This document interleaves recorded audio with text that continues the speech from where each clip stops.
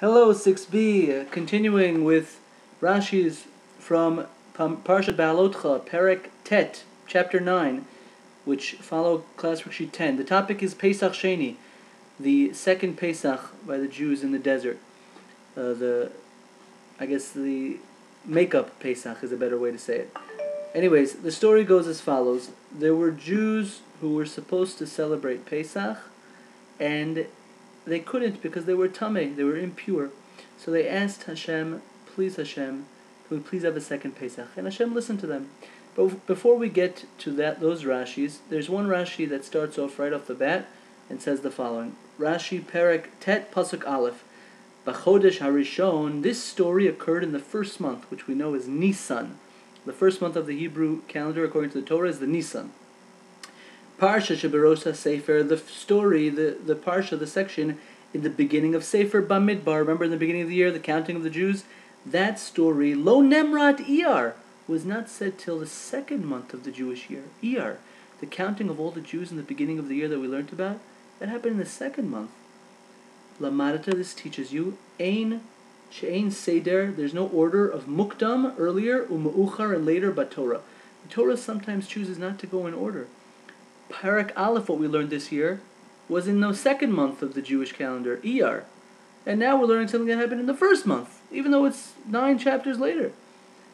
Velama lo patach bizu, and why did it not open up? Patach is to open. Why did it not start with this story? It's such a nice story. Pesach, the Jews keeping Pesach, it's such a nice story. Why not let talk about that? Mipnei shehu gnusan shel Yisrael. Because it is the gnusan. Gnutan means disgrace of the Jewish people of Yisrael. Why? Shekol arba'im shana, for all 40 years, Shehay Yisrael Bamidbar, that the Jews were in the desert, Lo hikrivu ela Pesach ze belvad. They only brought this one Korban Pesach. The first year after they left Mitzrayim, this is the only Korban Pesach they brought. Why? Long story short, they were stuck in the desert for 40 years. They really should have been there for 3 days traveling in the desert, and that was because of their sin. They couldn't get a bris milah because of the desert conditions, so in a way they weren't able to bring the Korban Pesach because of their avera of sending the spies and being stuck in the desert 40 years. But the point is, the Torah didn't want to start with the story of Pesach, their first Pesach that they celebrated, which is a year after they left Mitzrayim. They didn't want to start with that story in Perek Aleph. You know why? Because it's a little bit disgraceful for the Jews. They only got to celebrate one Pesach in the desert. Of all 40 years, just one? So they waited 9 chapters till they talked about this story. But they started with something nice. Perek Aleph talks about the counting of the Jews, which shows Hashem's love for us. Anyways, that's one Rashi. The other Rashi we need to know is Perek Tet Pasuk Zayin. Rashi discusses these people. They carried Aaron's the coffin of Yosef. I'm sorry if I said Aaron before. They carried the coffin of Yosef, and they said, Lama nigara, why should we be left out? We also want to bring the Korban Pesach. And this is how their discussion went with Moshe. First they said, Lama nigara. Rashi says, Pasuk Zayin, why should we be left out? Says Moshe, Amar lahem, Moshe said to them, Ein kachim, kachim means holy sacrifices. Ein kachim, kachim sacrifices cannot be kravim brought betuma. You can't bring a korban, you're tamei, you're impure, you touch a dead body. Amrulo, they said back to him, Yizra kadam aleinu, at least let the blood be thrown for us, bekohanim tehorim, with kohanim that are pure will be our messengers, veyochal abasar l'tmeim, and let the meat at least be eaten by us. Let us eat the meat, but the zrika, the work, the sprinkling of the blood will be done by tehorim.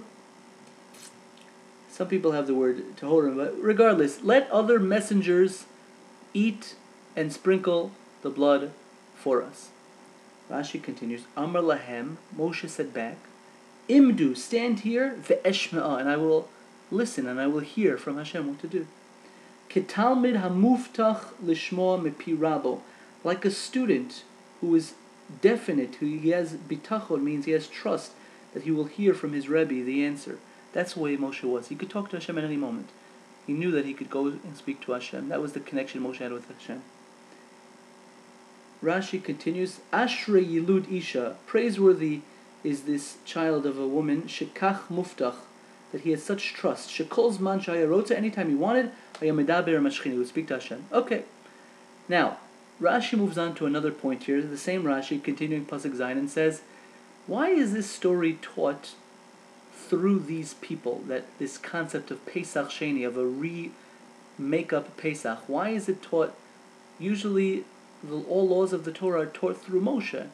Why was this law taught through these people who were Tameh with the carrying of the coffin of Yosef? Says Rashi, V're'uya haita parsha zu, and it was fitting, it would be fitting for this parsha, this story, lehalmer al yedei Moshe, to be taught through Moshe. Moshe should have just said, Vayidaber Hashem al Moshe le'emar, Hashem told Moshe, if you ever miss Pesach because you're impure, just bring a new one. Why was this not taught through Moshe?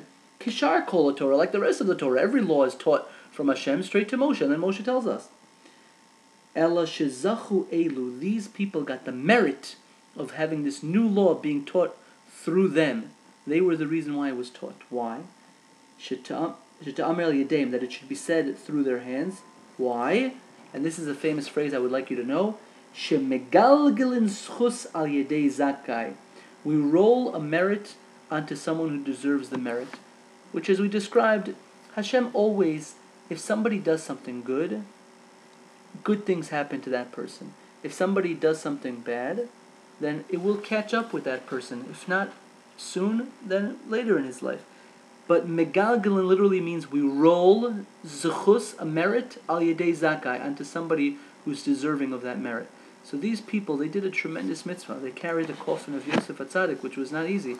And they became tameh for that. So Hashem decided, you know what? Because of that merit that they did, I'm going to teach this halacha in their name. Megalgelin zchut al yedei zakai. We roll the zchus onto those who are deserving. One last Rashi, Perek Tet Pasuk Yud. We're not going to read the whole Rashi, just the second half of Rashi. Rashi explains, what's Pesach Sheni like? The make-up Pesach, the one that's a month later, 30 days after regular Pesach, for people who are impure and can't celebrate the first Pesach. Is it the same exact as the first Pesach? You can't drive a car, you can't eat chametz? Let's find out. So Rashi says, Pesach Sheni, in the middle of Rashi Pasuk Yud, Pesach Sheni, matzah v'chametz imo. You can have matzah v'chametz imo with you, babayis, in your house. You can have chametz in your house. Ve'ein shem yom tov, and it's not really a yom tov. It doesn't have the name of a holiday, meaning you don't have to abstain. You don't have to stop doing work. You can drive a car. You can do anything you want. Ve'ein iser chametz ela imo be'achilaso, and there is no iser of chametz except when you're eating the actual korban. The only time you're not allowed to eat chametz is while you're eating the actual korban. But any other time, you can have chametz. While you're eating the korban 1 month later, no chametz, eat the korban with matzah and maror. But the rest of the time, enjoy it. It's not a 7-day holiday. It's a 1 day, one opportunity to eat the korban one more time 30 days later. No chametz while you're eating the korban. But later, yeah, you can eat chametz, and you can even drive a car. You can do whatever malacha, whatever work you would want to do that day. That's the story with Pesach Sheni. Those are the Rashis we did on Perek Tet, the 9th chapter in Behealotcha, in Parsha Behealotcha, and they correspond to the questions on Class Worksheet 10. Have a good day.